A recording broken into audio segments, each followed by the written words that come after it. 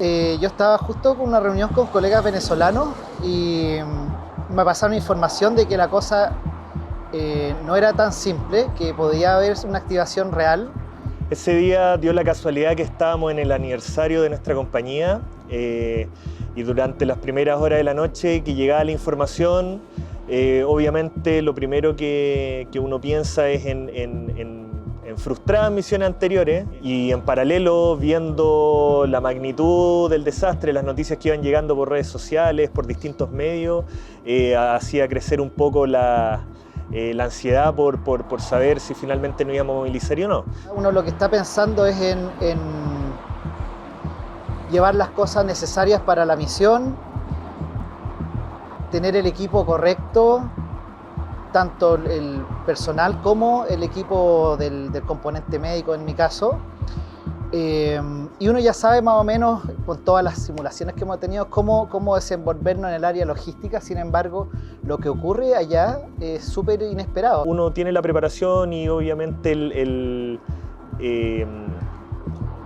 la concentración mental para enfrentarlo. Una vez uno llega ya a la situación real y se desenvuelven los primeros escenarios, claramente el escenario toma un sentido de realidad y uno entra como finalmente todo bombero, todo rescatista en fase de, digamos, de respuesta al incidente.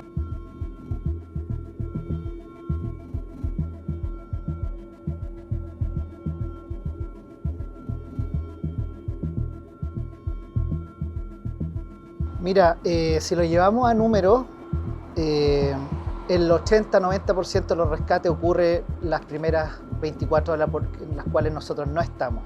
Y nosotros principalmente nos dedicamos a confirmar estas vivas o a descartar personas vivas. Y esa cosa es muy importante para la familia y para la persona que está y que dice que tiene a la persona, su ser querido adentro, que está vivo. Otra parte que no se ve, digamos, en el rescate, uno obviamente siempre se queda con la imagen de la extracción de la víctima o esa primera imagen de una mano o de un sonido a la respuesta de los rescatistas. Y la verdad que una movilización de rescate urbano de un equipo USAR clasificado es mucho más. Estamos hablando de 12 toneladas de equipo, de tener capacidad de autosuficiencia por 10 días, el traslado de cientos de litros de agua, de decenas de equipos, de montar una base de operaciones, de generar una planificación tanto desde la llegada hasta incluso el primer día que nosotros estamos ya en operaciones. La gente de planificación estaba digamos, coordinando la desmovilización. No es solo, obviamente, ir, escuchar, romper y sacar, sino que hay una estructura gigante que respalda todo esto.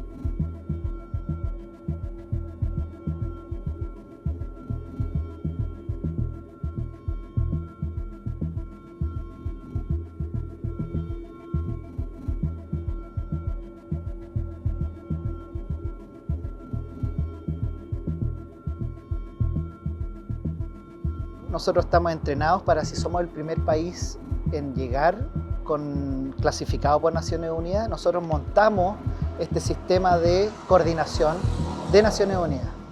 Y lo primero que nos encontramos es de que el gobierno de Venezuela no entendía esto y tuvimos que sacar todas nuestras cosas de Naciones Unidas hasta que entendieran cómo es el proceso internacional. Una vez que nos designan una base de operaciones, un lugar para establecer nuestra base de operaciones, que era un estadio, nosotros íbamos en camino y nos encontramos que esto era un centro de acopio. Por lo tanto, no teníamos dónde poner la base de operaciones. Y en ese minuto, entre los militares venezolanos y el líder del equipo, se determinó que teníamos que ir inmediatamente a operar sin tener montada la base de operaciones. Por lo tanto, se hizo un cambio en la estructura de cómo nosotros trabajamos.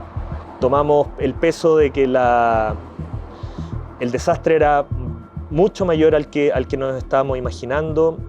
Había caos social, no había control por parte en ese minuto de los militares o de las autoridades políticas o policiales. Habían incendios y mucha desesperación. No obstante aquello, nosotros de todas formas tratamos de ejercer nuestro rol, que era hacer una primera evaluación y triaje estructural de las primeras estructuras del sector en el cual empezamos nuestro trabajo, pudiendo incluso participar en el rescate de 2 víctimas en principio que fueron realizados finalmente por equipos locales, para luego continuar con la evaluación estructural de las estructuras, valga la redundancia, del sector que se nos fue asignado. Todo esto sin siquiera tener base de operaciones aún. El equipo USAR Bomberos de Chile, a través de la célula de coordinación de Naciones Unidas de INSARAC, que se conoce como UCC, nos asigna el sitio de trabajo el día lunes alrededor de las 8:30 de la mañana. Ya se encontraban algunos equipos internacionales trabajando, pero no eran equipos clasificados. Por tanto, nosotros fue el primer equipo clasificado al cual nos asignan el lugar y por tanto quedamos obviamente a cargo de las operaciones de dicho sitio.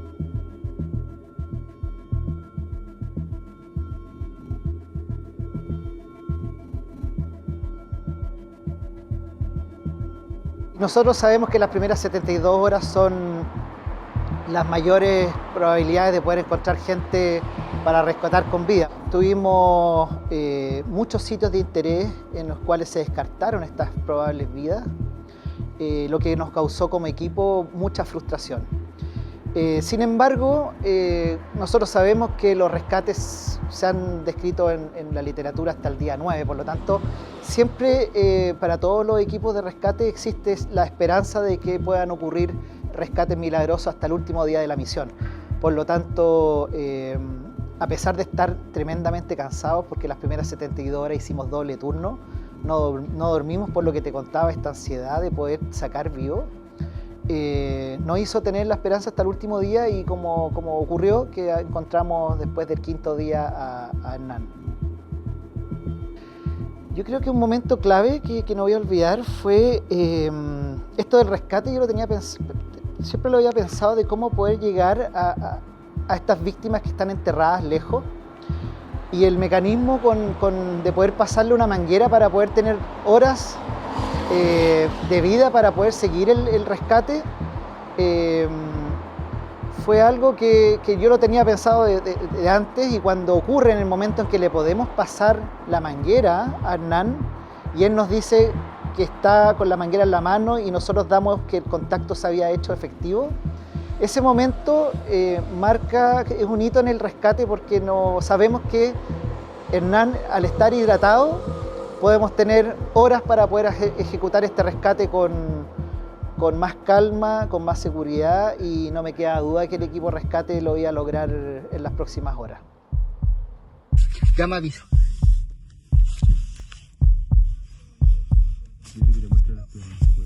Tranquilo, vamos con eso. Sí, vamos, sí tengo la cabeza. Listo. Pon tu cara en la cámara.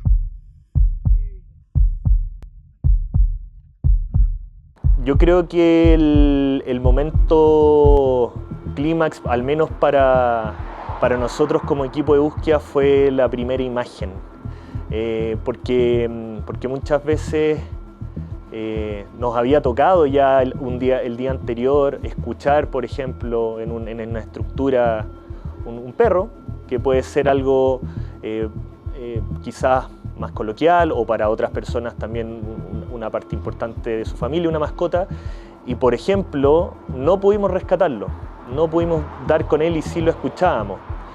Y 24 horas después nos vemos enfrentados también a un rescate de similar complejidad, con una persona esta vez que ya escuchábamos, y que en el momento en que logramos ingresar una cámara y vemos su mano, la verdad que fue el éxtasis mayor.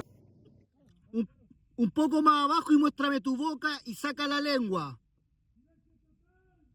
Saca la lengua.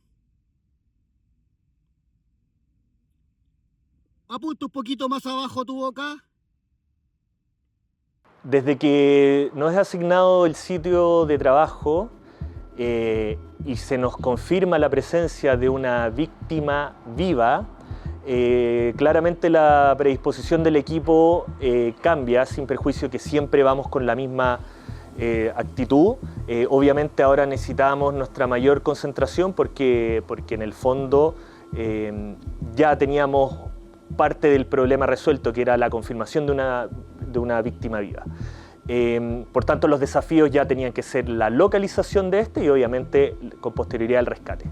Una vez nosotros llegamos al sitio de trabajo, nos ponemos a primero tratar de ubicar, porque nos encontramos en una situación bastante particular, un edificio de 7 pisos completamente colapsado y donde esta persona estaría supuestamente en el piso -1, en el primer subterráneo de este edificio. Además, este edificio conectaba con otra estructura en una calle perpendicular, cuyo acceso era por el -3 del otro edificio. Por tanto, ya el escenario en estos primeros minutos era de alta exigencia, tanto para los equipos de ingenieros como para nosotros como equipo de búsqueda técnica. Por tanto, el primer desafío era la localización en toda esta ruma de escombro, teniendo en consideración los riesgos asociados a este tipo de operaciones.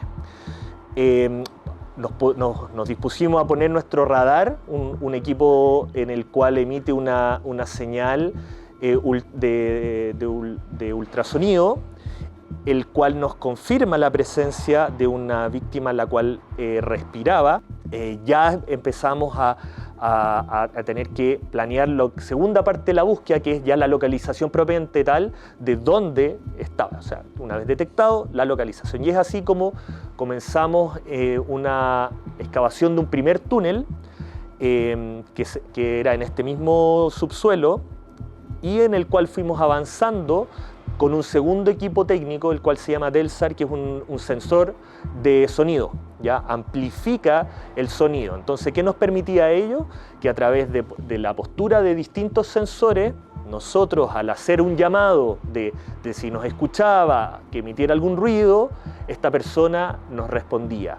Y esa fue las primeras respuestas. Esto fue el primer contacto oficial, fue el lunes a las 14 horas aproximadamente. Tuvimos la primera respuesta en la cual escuchamos a través de este equipo DELSAR su voz. El otro, ojo izquierdo. Bien. Muéstrame tu cabeza un poco más hacia atrás para ver toda tu cabeza.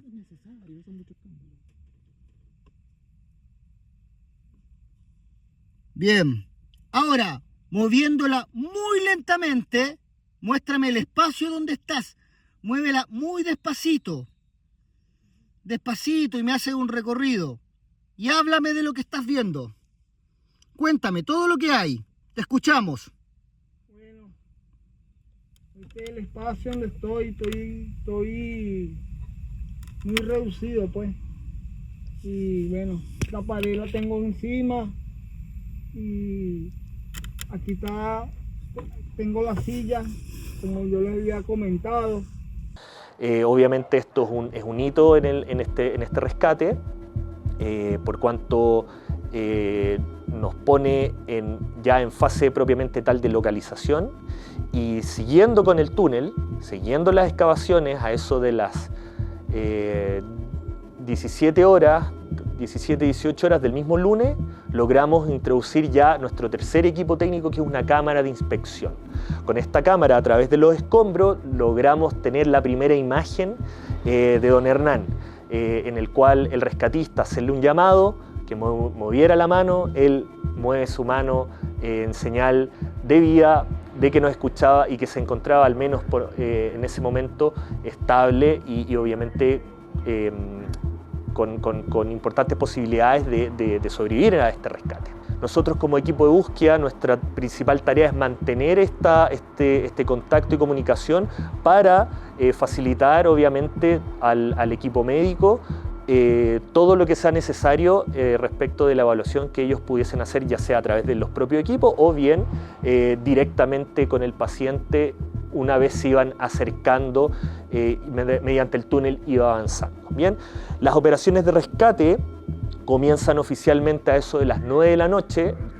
Ya en la madrugada del día martes logramos, establecer un mayor punto de comunicación, operaciones que fueron continuando, porque obviamente el colapso de la estructura y la operación era de alto riesgo. No era llegar y hacer un túnel de buenas a primeras, sino que tuvimos que elegir un acceso bajo una viga del subterráneo que se mantenía sana estructuralmente, y mediante nos íbamos acercando, obviamente íbamos perdiendo como sitio seguro para los rescatistas, y nos vemos enfrentados finalmente ya en el día miércoles, a las primeras horas de la madrugada, en que el rescate por esa vía era inviable. Se toma la determinación de iniciar un túnel perpendicular sin detener las operaciones en el túnel principal. El acceso por el túnel perpendicular, en conjunto con los trabajos del túnel A, por decirlo de cierta forma, se llevaron de forma paralela, y una vez el segundo túnel logra tener acceso, se coordinan todos los equipos presentes para finalmente en la mañana del jueves, después de más de 72 horas de trabajo ininterrumpido, lograr el rescate de Hernán Gil de forma satisfactoria y con el resultado conocido por todos, que fue un júbilo para todos los equipos. Tengo las piernas dentro de las mismas, pues, de la silla. Estoy bien de las piernas y muy poco reducido, de verdad. ¿Dónde crees tú que te puede ser más fácil salir? ¿Hacia tu cabeza, donde están tus manos? ¿Hacia dónde? ¿O hacia donde está esta manguera y esta sonda? En esta dirección. Wow. Porque si es por aquí hay muchas piedras, me dan miedo. Y aquí tengo muchas piedras. Nosotros generalmente cuando trabajamos en los sitios nos movemos con un médico y un paramédico enfermero acompañando a los equipos que están desplegados en el rescate, y los otros dos se quedan en la base de operaciones como contraturno, y ese equipo siempre lleva una mochila de primera intervención. En el caso de Hernán, cuando supimos que había vía confirmada, movimos todo el equipamiento que teníamos. Nosotros tenemos capacidad de una cama UCI, así que movimos todo el equipamiento al lugar de rescate. Y la gracia del componente médico de Chile, que ha sido reconocido a nivel internacional, es que nosotros no somos personal de la salud que se moviliza con el equipo. Nosotros somos todos bomberos, somos todos rescatistas y somos todos especializados en medicina de espacios confinados con preparación en Estados Unidos. Por lo tanto, en el momento en que se entra el equipo de rescate, el componente médico entra con el equipo de rescate al túnel, a realizar el túnel y a tomar el primer contacto con el paciente. En el momento que podemos lograr contacto con una cámara, que es una cámara de albañilería básicamente, ahí nosotros como médicos nos interesa saber qué nivel de atrapamiento tiene, o sea, si el tipo estaba o no estaba con algo encima que los pudiera estar comprimiendo, para poder empezar a pensar en enfermedades como el síndrome de aplastamiento. Y lo otro es que nos puede dar indicaciones de ver su estado de conciencia y su hidratación. Nos mostraba la lengua, nos mostraba los ojos. Esas son cosas que nosotros interactuamos con la víctima en un primer minuto. Aquí en esta pared que está caída hacia mí, pues. Bien. Lo más viable aquí. No ve esto, por favor. Bien, mi hermano. Mantén la sonda ahí. Yo voy a mandar ahora este video hacia afuera para que nos sigan dando instrucciones. O sea, nosotros no podíamos ponerle una vía, no podíamos ponerle una vía intraósea, no teníamos cómo llegar al paciente. Por lo tanto, el poder pasarle una manguera de jardín a través de esta cámara nos garantizaba al menos que tuviese una hidratación oral. Pero en este caso, en el cual nosotros tuvimos que hacer un rescate de 60 horas sin poder tocar a la víctima, se transformó en la herramienta principal para poder mantenerlo con vida. Y cómo hidratar a una persona 60 horas por la vía oral no estaba descrito en la literatura, y eso, el cómo lo hicimos y cómo toleró él, fue fantástico. O sea, en 60 horas pudimos pasar 13 litros de entre Gatorade y agua. Por lo tanto, la persona nos iba contando cuántas veces iba orinando. Llegó a orinar 18 veces.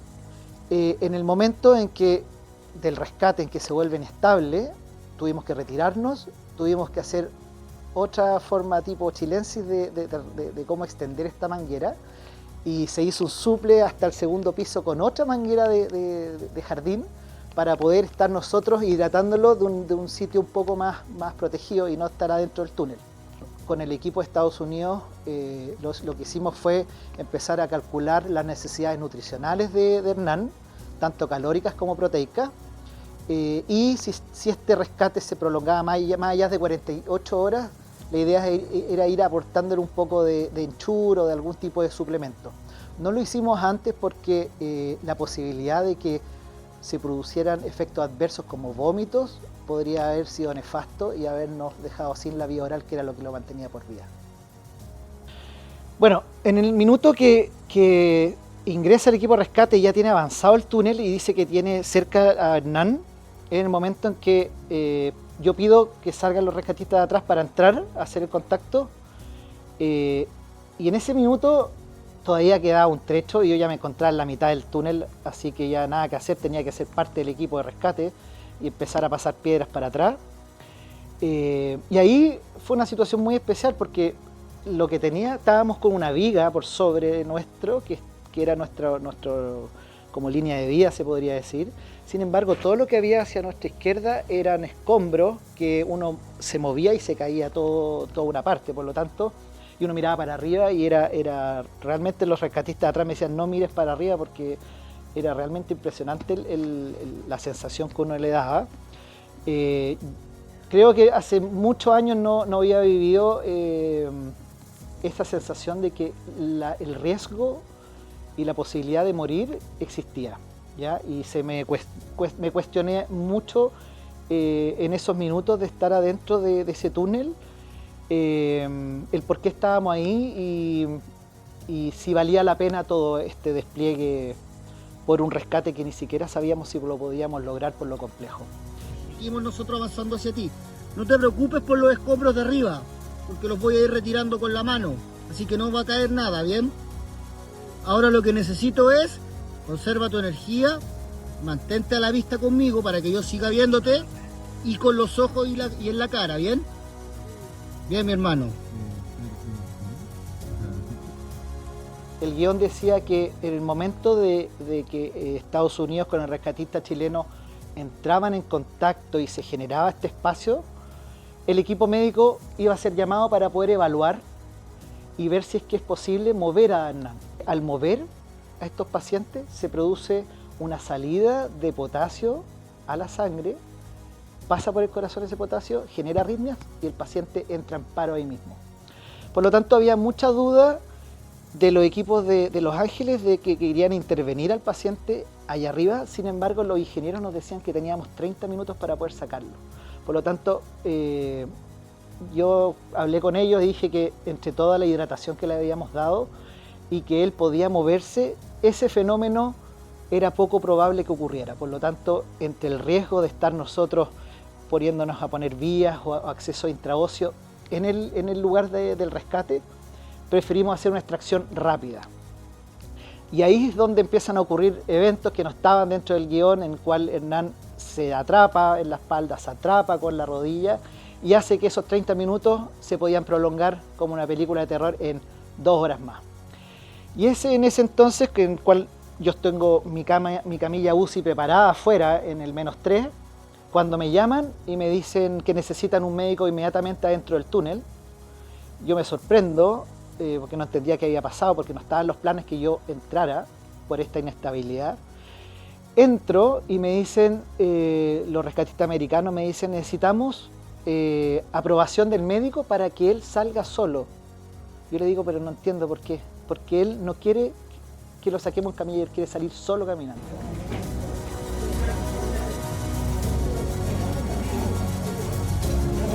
Todos a un lado, por favor. Todos a un lado.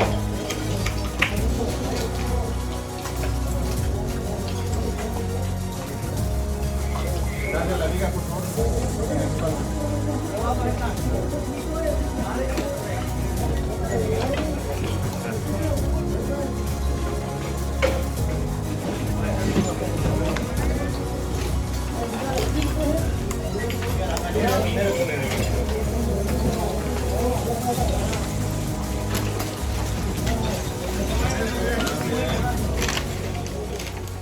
Y efectivamente empezó a hacer todas estas arritmias que les contaba que pueden ocurrir, pero la hizo en un manejo más controlado. Pudimos monitorizarlo, electrocardiograma, vías venosas, pasar medicamento antiarrítmico, hasta poder estabilizarlo para poder llevarlo a la ambulancia. Cuando llega a la ambulancia nos informan que llegó estable al hospital, no hizo mayores eventos en la ambulancia, y al día siguiente nos mandan los exámenes de Don Hernán y nos muestran que la función renal de él se conservó perfectamente, no tuvo ningún tipo de daño. Y eso es lo importante, eso es lo trascendental, de que esto de rescate, este esfuerzo de múltiples equipos, que ha sido siempre cuestionado si vale la pena montar tanto dinero y tantos recursos para sacar víctimas que salen amputadas o salen en diálisis, es un ejemplo muy importante de que todo esto sí vale la pena, porque tenemos una vida que está bien, está de alta con su familia, y salimos todos sin mayores problemas como rescatistas. Él es un ejemplo no solo para nosotros, sino que para todo el pueblo venezolano que se vio tan afectado, profundamente acongojado y con pesar por una tragedia de esta magnitud. Él finalmente es una luz de esperanza para salir adelante en estos momentos. Los rescates, por llamarlos milagrosos, existen, que no podemos perder la esperanza, y eso finalmente también es una enseñanza para la vida.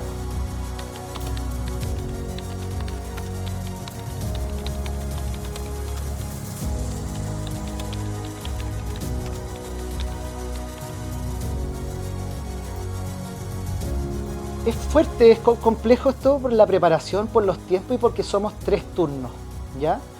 Somos más de 100 personas, que un evento que ocurre uno cada 5, 10 años, tú tienes un tercio de probabilidad de ir, pero siempre estás atento.